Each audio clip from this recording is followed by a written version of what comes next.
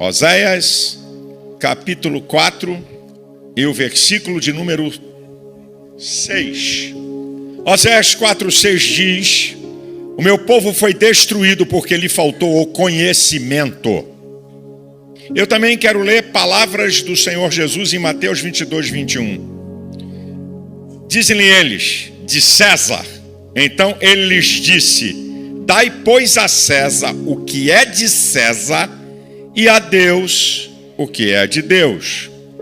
E eu quero ler mais um trecho de Romanos, capítulo 13, o apóstolo Paulo. Romanos, capítulo 13, versículo 7.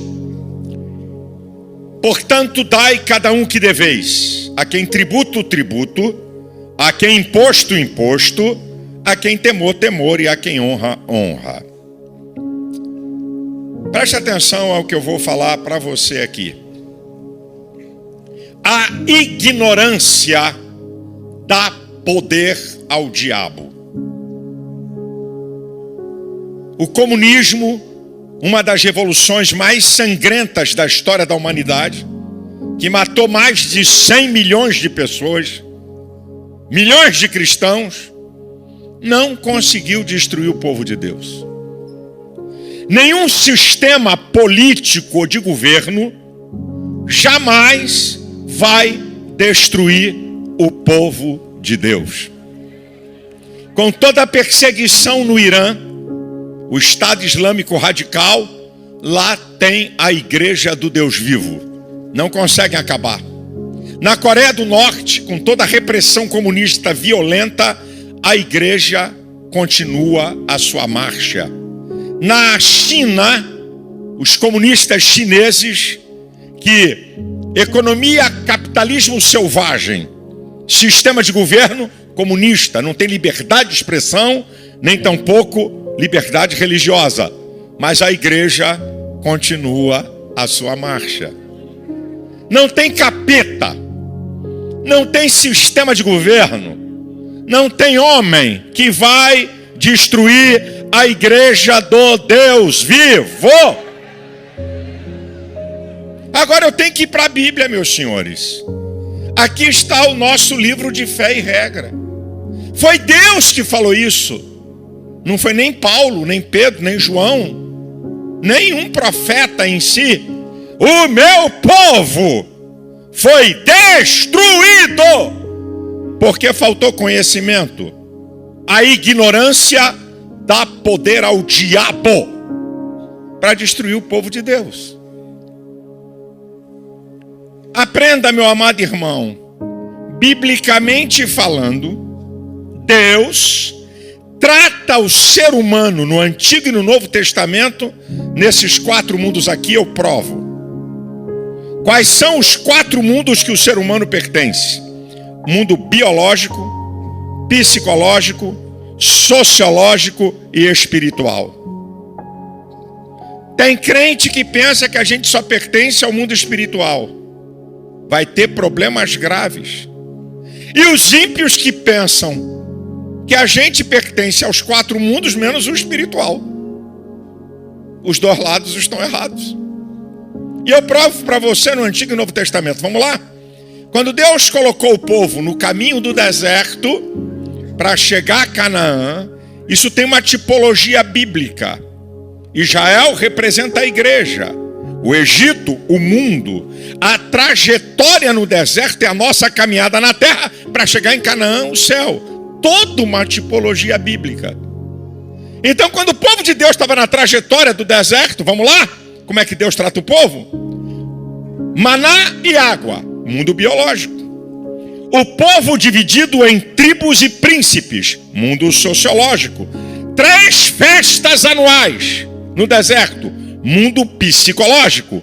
A Shekinah de Deus, a coluna de nuvem, de dia, e a coluna de fogo de noite, a presença de Deus, mundo espiritual. Olha Deus tratando o seu povo nos 4 mundos. Vamos ao Novo Testamento, um dos textos mais lindos da Bíblia, palavras de Jesus, que eu vou sintetizar. Mateus capítulo 6, a partir do versículo 25, Jesus falou: não andeis, pois, ansiosos. Ansiedade, mundo psicológico. Pelo que haveis de beber ou pelo que haveis de comer, mundo biológico. Depois ele vai dizer: porque quanto aos vestidos vocês estão preocupados? Roupa nos distingue sexualmente, mundo sociológico. E aí ele vai no final do texto dizer, muito interessante, no versículo 33, mas buscai o reino de Deus e a sua justiça, e todas essas coisas vos serão acrescentadas. Jesus mostrou que a prioridade é do mundo espiritual, mas ele não aniquilou o mundo biológico, psicológico e sociológico. Jesus no templo, quando ele falou: dai a César o que é de César e dai a Deus o que é de Deus, Jesus falou no templo. Estava falando do dízimo e da oferta que pertence a Deus e nas obrigações que tinha com César.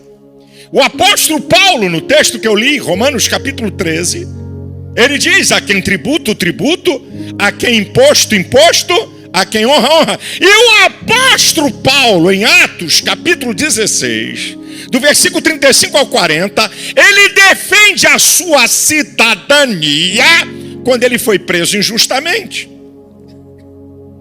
Ele foi preso, mantido em cárcere, e Deus envia um terremoto, e quando ele é liberado, os magistrados souberam que ele era cidadão romano e tremeram na base. Disseram: manda ele cair fora da cidade. Ele falou: não vou sair daqui não. Não é assim não. Eu sou cidadão romano e não tive julgamento. Ele reivindica a sua cidadania. Agora escute o que eu vou dizer para a amada igreja. Eu fico olhando hoje a hipocrisia de muitos crentes. Quando a gente está falando de questões sociais que vão interferir em todo mundo, questões sociais, questões do mundo sociológico, que vai interferir no biológico, vai interferir no psicológico, aí muitos crentes não. Isso aí não tem nada a ver conosco. Como se pensassem que fossem só seres espirituais. Então segura. Você que já está botando comentário aí e falando asneira, então segura aí. Se você é só cidadão dos céus, não tira a carteira de identidade, nem carteira profissional, nem passaporte, que isso é cidadania terrena. Se o teu patrão não te pagar, não busque a justiça trabalhista, porque isso é cidadania terrena. Se alguém te ameaçar ou ameaçar a tua família, não busque a polícia, porque isso é cidadania terrena. Vamos parar de hipocrisia!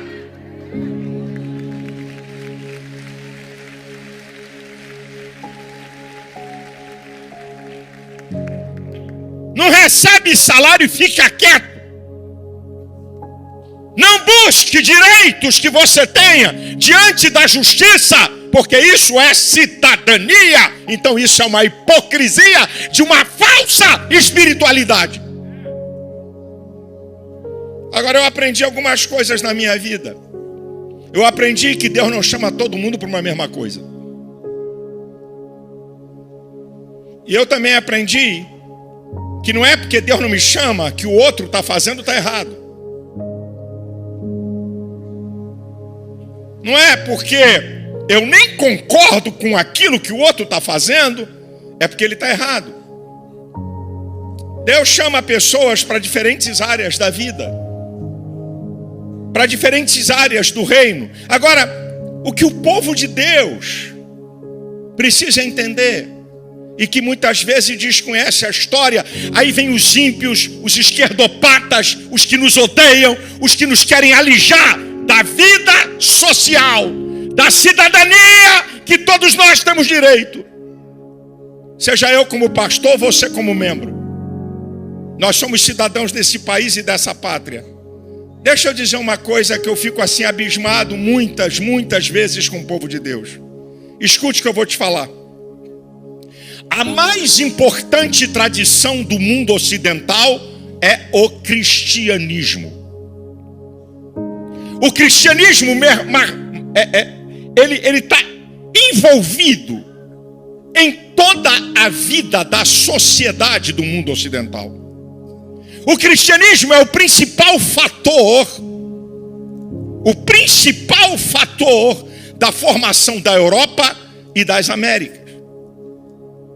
Direitos humanos, cristianismo. Proteção à vida, cristianismo. Valorização do idoso, da mulher e da criança, cristianismo. Não é, gente, acorda, povo de Deus. Não é socialismo, nem comunismo. Essas coisas vieram do cristianismo. Permeia toda a vida da sociedade ocidental. Se o mundo ocidental não tivesse o cristianismo, isso aqui era uma sociedade de bárbaros. As maiores universidades do mundo foram criadas por cristãos. Harvard, Yale, Princeton, Bolonha, Oxford. Cristãos. As maiores obras sociais do planeta Terra foram criadas por cristãos. E aí, gente, quando eu falo da reforma protestante, que é o ramo que nós viemos, nós somos protestantes, a igreja evangélica vem do ramo da reforma protestante. Aí, filho, é pá de cal. É a reforma protestante que tira o mundo do obscurantismo. É a reforma protestante que tira o mundo da ignorância. A partir da reforma protestante se produziu ciência. É a reforma protestante que traz a escola pública. É a reforma protestante que traz o Estado laico. É a reforma protestante que permite que pessoas de classe baixa conquistem riqueza e poder. É a reforma protestante que tira a ideia de que o trabalho é pecado. Eu podia continuar a lista aqui. Não foi socialismo que fez isso. Não foi socialismo que trouxe escola pública. Não foi socialismo que trouxe riqueza e poder a pessoas de classe baixa. Ao contrário, o socialismo nivela todo mundo por baixo para uma elite política dominar.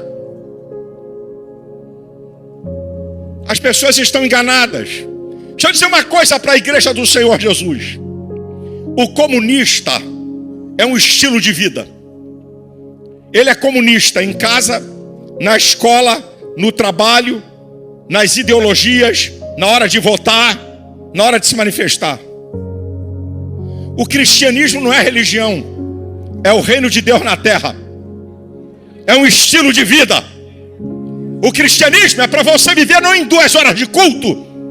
Se você vive a vida cristã em 2 horas de culto, o teu cristianismo está falido. O cristianismo é para ser vivido na tua casa, na tua família, na escola, no trabalho, nas relações sociais, quando você compra, quando você vende. E outra, para calar a boca dessa patifaria desses esquerdopatas.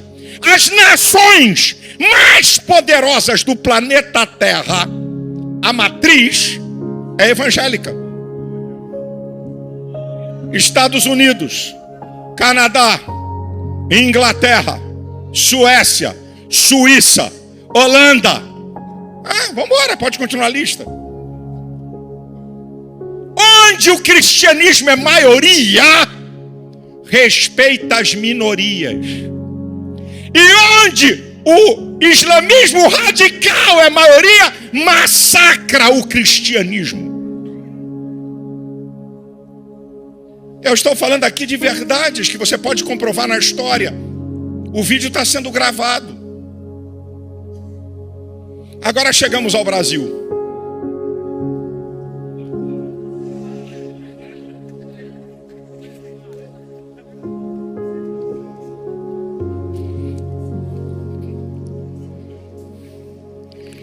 Meus 2 irmãos mais velhos, um deles está aqui, o Samuel, que é o primogênito da nossa casa, mais velho do que eu 10 anos, o Sérgio, que também está aqui, mais velho do que eu 9 anos.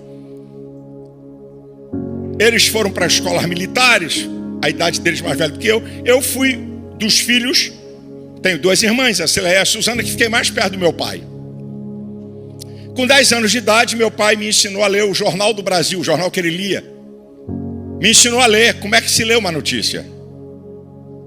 Eu tinha 10 anos de idade.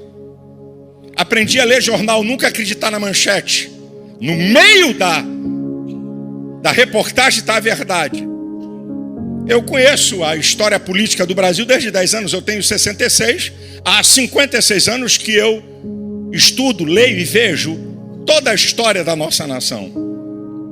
Eu acompanho esse negócio. Então eu vou falar aqui de coisas que eu não tenho. A pior coisa é você enfrentar alguém que não tem medo da história. Escute. No ano de 2002, há 23 anos atrás, nós tivemos um candidato evangélico de centro-esquerda chamado Antony Garotinho. Garotinho foi governador do estado do Rio de Janeiro. Ele foi eleito, fez saiu com uma aprovação tão grande que elegeu a mulher dele governadora. Ele foi candidato a presidente da República e não conseguiu ir para o segundo turno. Então nós, um grupo de líderes evangélicos, decidimos apoiar Lula no segundo turno das eleições. E o que é que nós pensávamos? Veio de classe baixa, dos trabalhadores, do Nordeste. Esse cara pode resgatar a nossa nação. E nós o apoiamos. Naquela época, para o Zé Bobão, que fica falando arneira, que nem era nascido, ou que estava chupando chupeta, naquela época, a esquerda não botou as unhas para fora. Naquela época não tinha debate ideológico. Naquela época, nem Lula, nem o PT falavam sobre questões de casamento gay, de aborto. Não se falava isso, não se discutia isso. E você só tinha 2 opções para votar. Ou votar num candidato da esquerda, que era Lula, ou num da centro-esquerda. Não tinha candidato de direita. Ou um ou outro. Ou vota em um, ou vota em outro. Era essa a escolha. Eu votei em Lula. Depois disso, eu fui convidado a participar do Conselho de Desenvolvimento da Presidência da República. 90 pessoas representantes da sociedade civil, e eu era o representante evangélico no Conselho de Lula como presidente. E aí eu comecei também a ser convidado a participar de audiências públicas no Congresso Nacional. E eu comecei a ver a diferença entre o que eles falavam para a mídia e como eles agiam no bastidor para aprovar leis contrárias a nossos princípios. Eu falei, pedi para sair. Fiz um documento e disse, estou me desligando disso daí. Isso aí vai ferir meus princípios e sair disso. Caí fora. Depois, nós tivemos uma eleição. Tem que se fazer uma escolha.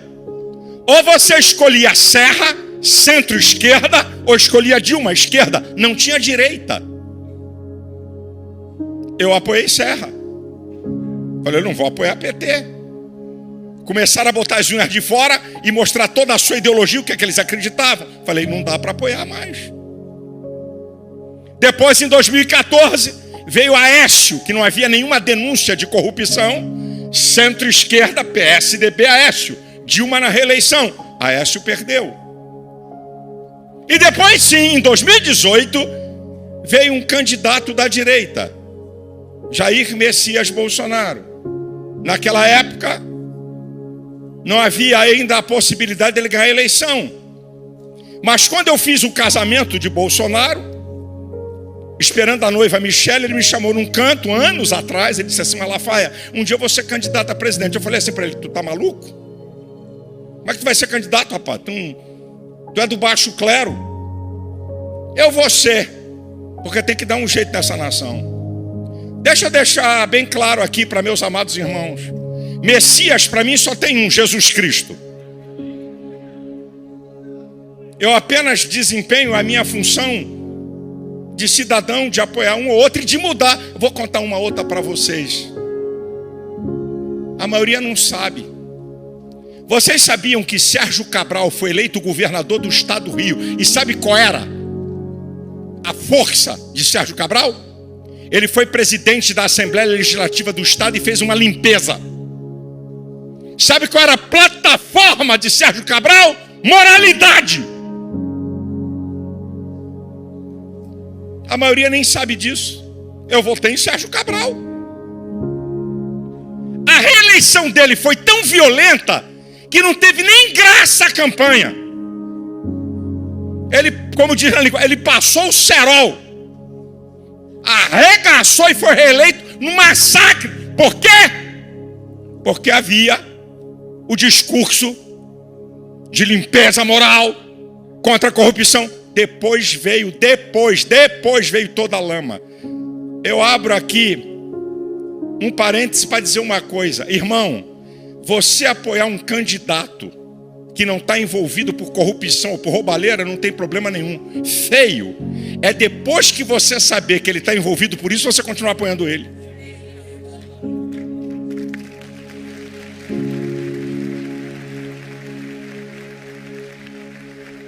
Apoiar Lula quando não havia nenhuma denúncia contra ele, não há nenhum problema. Vida limpa, feio é depois de um dos maiores. Não sou eu, por favor. Ministro Barroso, um dos maiores esquemas de corrupção da história do mundo, que a Lava Jato mostrou dos governos Lula e Dilma. Ministro Gilmar Mendes, governo de ladrões. Ministro Fux, roubalheira. Ministro Alexandre de Moraes, na USP, ladrões. Ups, só estou mostrando. Nada de manifestação.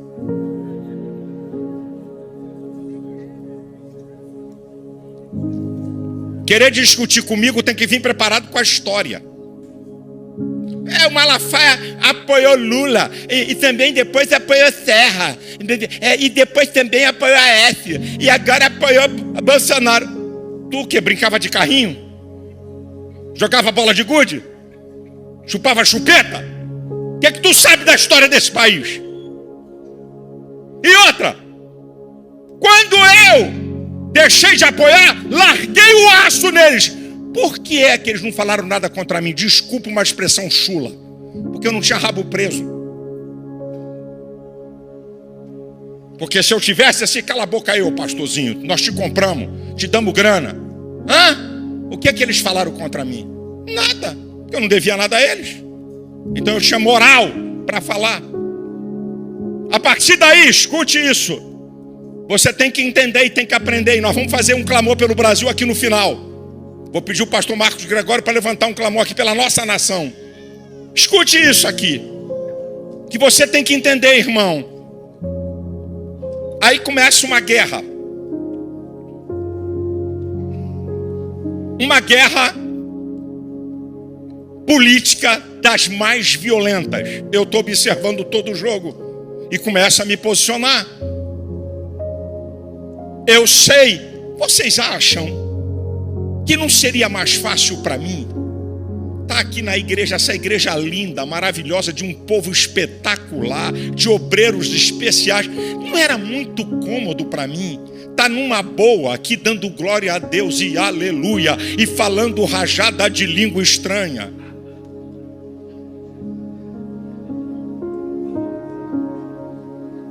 Vocês acham que é brincadeira o preço que se paga?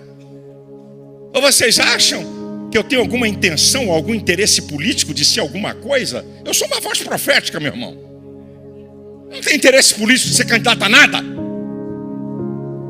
Eu estou só mostrando para vocês essa guerra toda de tudo que aconteceu. E aí eu começo a denunciar um ministro que se levanta cometendo as maiores arbitrariedades, rasgando sucessivamente a Constituição, mais de 50 vídeos. Todas as manifestações, eu não xingo o ministro, porque se eu caluniar, difamar, injuriar, vai ter processo contra mim. Todas as vezes que eu falo do ministro, eu cito a Constituição, que é a lei maior, que ele foi feito para zelar, e aponto os seus erros. E eu sabia que uma hora a conta ia chegar. E aí, apreendem o telefone de Bolsonaro. e tem conversas minhas lá. Só tem uma coisa boa disso. É que mostra que eu não sou bolsominion. É que mostra que eu não sou um puxa-saco. É que mostra que eu sou um cara independente. Critico quando tem que criticar, elogio quando tem que elogiar. Meu papel profético. E outra, vou até dizer aqui para a imprensa que está aqui. Eu troco de celular, porque é o 12, depois é o 13, depois é o 15. Então troca de celular. Mas, irmãos, o meu celular da época da campanha de prefeito de São Paulo tem mais ou menos, eu vou botar por menos, uns 20 áudios que eu mandei para Bolsonaro, para Michele e para os filhos dele, largando o aço por não se posicionarem firmemente e deram um apoio mascarado a Pablo Marçal. Eu botei para ferver em cima deles. E por quê? Me respeitam! Me respeitam! Porque eu sou íntegro, eu sou honesto e falo a verdade.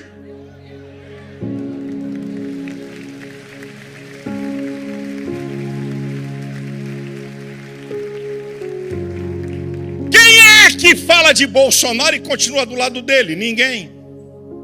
É defenestrado. E por que eu continuo? Porque me respeitam. Agora eu mando em Bolsonaro, é uma coisa fantástica, fenomenal. Eu quero saber qual é o ministro que eu nomeei, qual é o cargo de segundo escalão que eu nomeei. Eu queria saber o nome que eu não sei, de tanto poder e influência que eu tenho.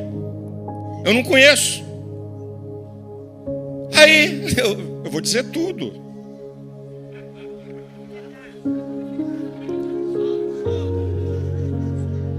Aí, escute.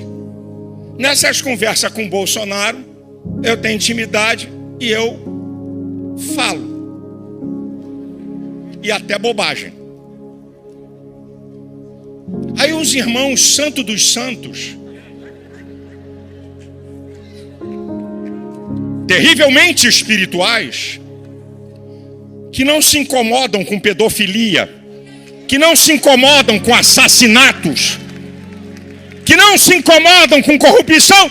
Pastor Malafaia, esse não é um jeito de um pastor falar. Vai cuidar da tua vida.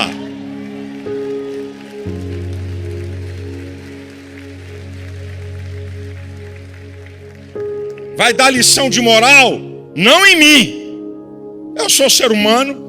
Eu nunca, até aqui os pastores aqui, eu sou um homem perfeitíssimo. Aleluia, louvado seja eu, glórias ao meu nome. Louvado seja eu entre todos os seres humanos. Eu tenho defeitos, não acerto todas, tenho o meu jeito de falar. Agora, o que o vazamento trouxe? A minha integridade, a minha honestidade de criticar o que tem que criticar, de falar bem o que tem que falar bem. Agora pare aí, pare! Pare. Artigo 5º, inciso 10º da Constituição. É inviolável o sigilo das pessoas. Por quê? Quem da Polícia Federal que controla os inquéritos, quem controla os inquéritos é a Polícia Federal. Sabe qual é a primeira coisa que quando você é chamado? É a primeira folha dizendo sigiloso. Por que vazam isso?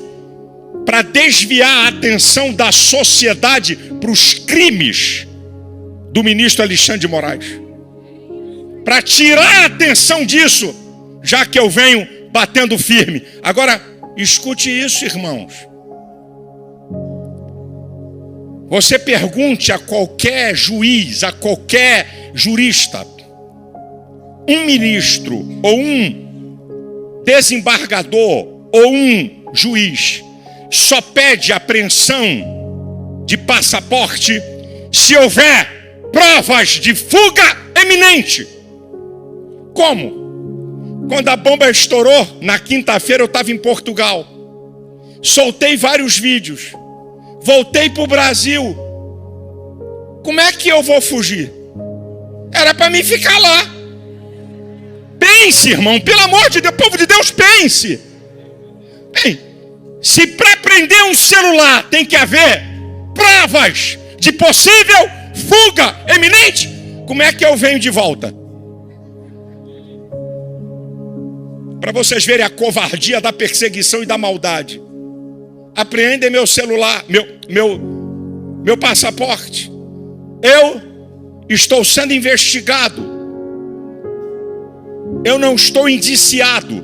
Como é que prendem um passaporte de um líder religioso respeitado? Como é que se faz isso? Ao arrepio da lei e da norma. Aí, um delegado muito gentil, um cara muito educado, no aeroporto internacional do Galeão, disse: tivemos que abrir as malas. Pastor Alexandre com a esposa, que eles sabiam quem estava no mesmo grupo de voo, botou todo mundo junto, abriu todo mundo mala para ver se tinha alguma coisa minha em alguma mala. Aí pegou meus cadernos, meus famosos cadernos. Eu não gosto de laptop, eu não gosto de tecnologia. E a neurociência me ajuda. Movimenta o cérebro quando você escreve. Tudo meu é no caderno. Eu devo ter uns 15 a 20 cadernos. Levei 4. 3 cadernos exclusivos com esboços de mensagem. E um caderno onde todos os vídeos que eu faço e os discursos nessas manifestações eu escrevo. O delegado federal abriu e folheou os cadernos. Ele folheou caderno por caderno. Eu falei: amigo, me devolve esses cadernos, porque são esboços de mensagens que eu prego. Pode esse aí que eu escrevo sobre o que eu vou falar, fica com esse aí. Ele olhou, mas ele estava debaixo de ordem do chefe da Gestapo de Alexandre de Moraes em Brasília, o delegado lá, chefe da Gestapo, que isso não é Polícia Federal. Aí ele ligou e o cara falou: recolhe tudo. Ele falou: pastor, eu obedeço a ordem. Eu falei: perfeito, obrigado. Ô senhor ministro, já digitalizou os cadernos? Me devolve.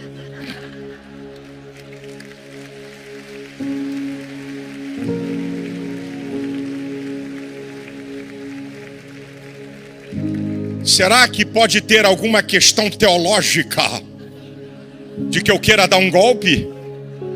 Bem, talvez sirva para alguém da Polícia Federal aceitar Cristo.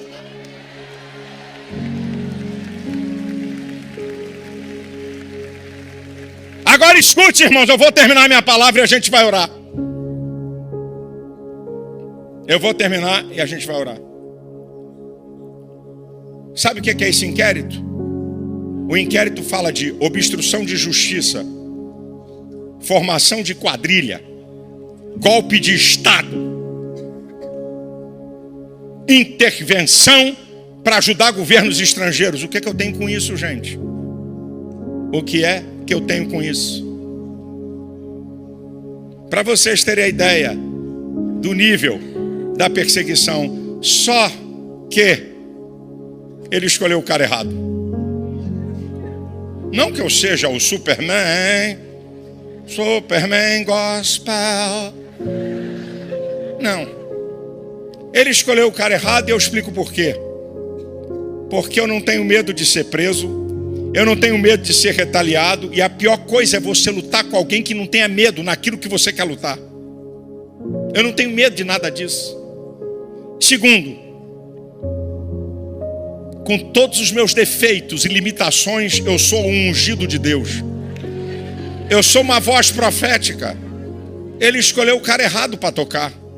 E eu declaro aqui para a igreja, já declarei nas manifestações, eu declaro aqui em nome de Jesus: esse homem vai ser julgado ou pelas leis desse país, ou pela ação de Deus, ou as duas coisas juntas. Mas ele vai cair, vai chegar a hora dele. Eu não desejo mal para ninguém, mas vai chegar.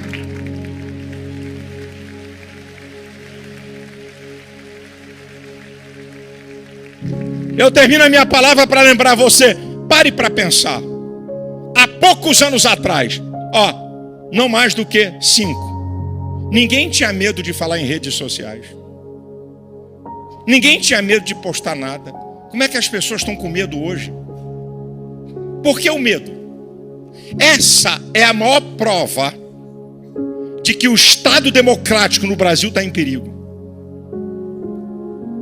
Irmãos, todas as perseguições políticas terminam na religiosa. Hitler o comunismo da União Soviética, da Coreia, de Cuba e de China atualmente, e as ditaduras do mundo. O final é perseguição religiosa. Podem mudar, podem falar o que quiser. Eu não vou parar, eu não vou me calar e eu vou continuar a minha marcha naquilo que Deus me chamou para fazer. Eu só peço, me cubra com a sua oração, porque eu não estou defendendo o meu pirão. Eu não estou defendendo alguma coisa minha, eu não sou candidato a nada. Eu estou defendendo a liberdade do povo brasileiro. Eu estou defendendo que se cumpra a Constituição, que temos uma nação livre e de paz, sem perseguição política e sem maldade. Essa é a minha oração à igreja de pé.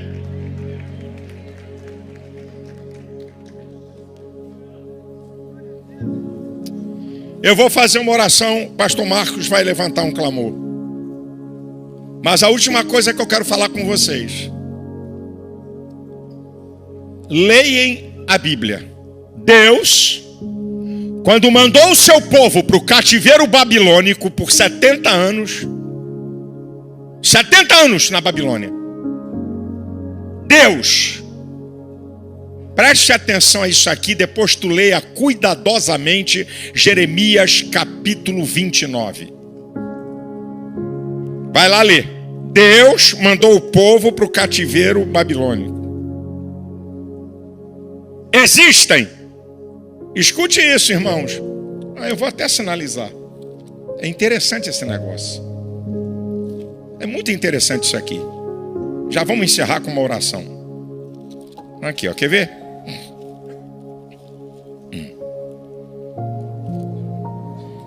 Olha que coisa incrível na Bíblia, como a Bíblia é fenomenal. Como a palavra de Deus tem resposta. Achei. Deus dá 8 instruções ao povo. Quantas instruções? 6 de cunho exclusivamente social.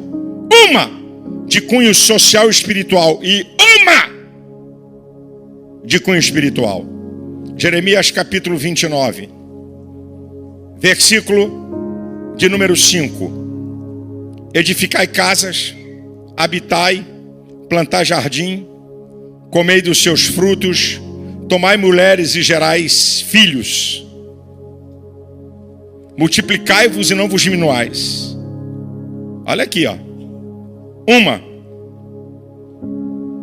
Procurai a paz da cidade para onde vos fiz transportar. Aqui estão as 6. Agora, uma. Versículo 7. Orai por ela ao Senhor, porque na sua paz vós tereis paz. Então, essa aqui é de cunho social e espiritual. 6 de cunho social, uma de cunho social e espiritual e uma espiritual. Versículo 13. Buscar-me-eis e me achareis, quando me buscardes de todo o vosso coração. Que Deus é esse? Um Deus que não conhece o que é o ser humano? Ou que conhece? Por que Deus não falou para Jó: olha, eu vou mandar vocês para o cativeiro da Babilônia, orem, jejuem, e está acabado? Não. Edifiquem casas, produzam, construam, cresçam, trabalhem pela paz. Tudo cunho social. E deixa eu dizer uma coisa para a igreja, para a gente orar, que eu já disse aqui e vou repetir. Paz pessoal, repita por favor. Paz pessoal, você só encontra em Cristo. Deixo-vos a minha paz vos dou. Isso aí é paz pessoal. Agora vocês vão repetir. Paz social. Primeiro eu falei de paz pessoal, que só com Cristo inundando o coração do ser humano. E agora eu vou falar de paz social. Sabe como é que vem a paz social? Oreis pela paz da cidade, porque na sua paz vós tereis paz. O apóstolo Paulo em 1 Timóteo 2 diz assim: antes de tudo, se façam orações e deprecações pelos homens que estão em eminência, para que tenhamos uma vida quieta e sossegada, porque isso é bom e agradável ao Senhor. Então, meus amados irmãos, se queremos paz social, intercessão da igreja. Paz pessoal com Cristo. Eu estou lendo a Bíblia. Eu não estou citando o teólogo João das Couve, ou sei lá quem. Eu citei a Bíblia para vocês. Orem. Orem pelo Brasil. Orem pelas autoridades. Irmãos, a igreja tem um poder incrível. O que a igreja liga na terra é ligado no céu. A igreja tem uma autoridade. Mas se o povo de Deus não quer ter conhecimento, não quer exercitar a sua cidadania e não quer orar, o que será do Brasil? Não venha para cá com esse profetismo, pastor, o mundo vai de mal a pior. Jesus vem, é mesmo? Você está querendo dizer para mim que Jesus é americano? Que Jesus é alemão? Que Jesus é suíço? Vai nessas nações para ver se tem um índice de criminalidade como tem aqui. Vai nessas nações para ver como é que o povo anda tranquilo. Então que conversa é essa? Então Deus tem preferência? O que é que está acontecendo conosco como igreja? Nos omitimos da sociedade e nos omitimos como representantes do reino na terra. De orar, de jejuar, de clamar e de marcar posição de cidadania.